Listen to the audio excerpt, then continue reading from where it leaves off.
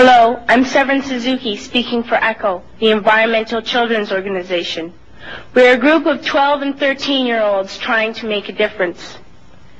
Vanessa Seti, Morgan Geisler, Michelle Quigg, and me.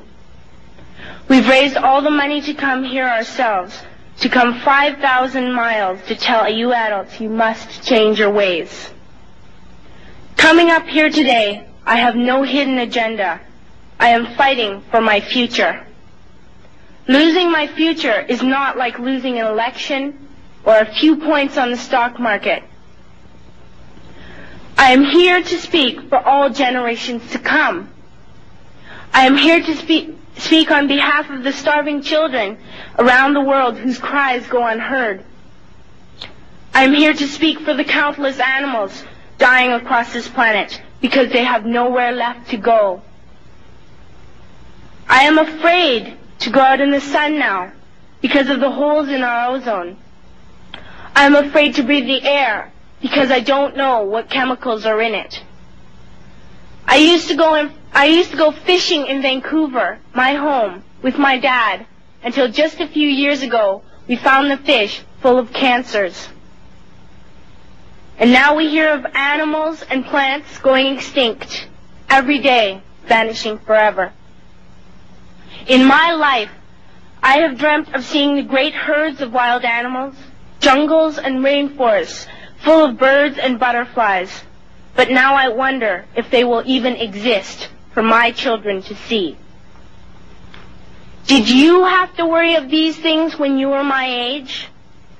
All this is happening before our eyes, and yet we act as if we have all the time we want and all the solutions. I'm only a child, and I don't have all the solutions. But I want you to realize, neither do you. You don't know how to fix the holes in our ozone layer. You don't know how to bring the salmon back up in a dead stream. You don't know how to bring back an animal now extinct. And you can't bring back the forest that once grew where there is now a desert. If you don't know how to fix it, please stop breaking it. Here, you may be delegates of your government, business people, organizers, reporters, or politicians, but really, your mothers and fathers, sisters and brothers, aunts and uncles, and all of you are someone's child. I'm only a child, yet I know we are all part of a family. 5 billion strong. In fact, 30 million species strong. And borders and governments will never change that. I'm only a child, yet I know we are all in this together and should act as one single world towards one single goal. In my anger, I am not blind, and in my fear, I am not afraid of telling the world how I feel. In my country, we make so much waste. We buy and throw away, buy and throw away, buy and throw away. And yet northern countries will not share with the needy. Even when we have more than enough, we are afraid to share. We are afraid to let go of some of our wealth. In Canada, we live the privileged life with plenty of food, water, and shelter. We have watches, bicycles, computers, and television sets. The list could go on for 2 days. 2 days ago here in Brazil, we were shocked when we spent time with some children living on the streets. This is what one child told us.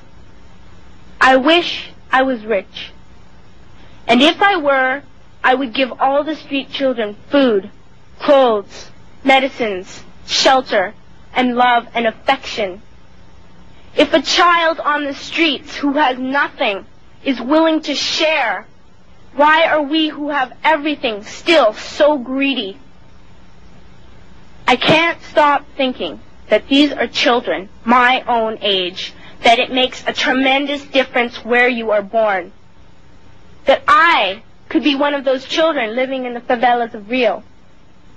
I could be a child starving in Somalia, or a victim of war in the Middle East, or a beggar in India. I am only a child, yet I know if all the money spent on war was spent on finding environmental answers, ending poverty, and finding treaties, what a wonderful place this earth would be. At school, even in kindergarten, you teach us how to behave in the world.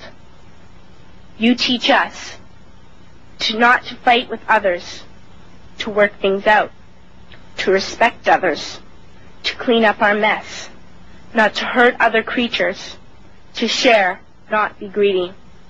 Then why do you go out and do the things you tell us not to do? Do not forget why you are attending these conferences, who you're doing this for. We are your own children. You are deciding what kind of a world we are growing up in. Parents should be able to comfort their children by saying, everything's going to be all right. It's not the end of the world.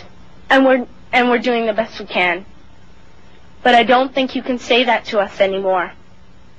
Are we even on your list of priorities? My dad always says, you are what you do, not what you say. Well, what you do makes me cry at night. You grown-ups say you love us, but I challenge you, please, make your actions reflect your words. Thank you.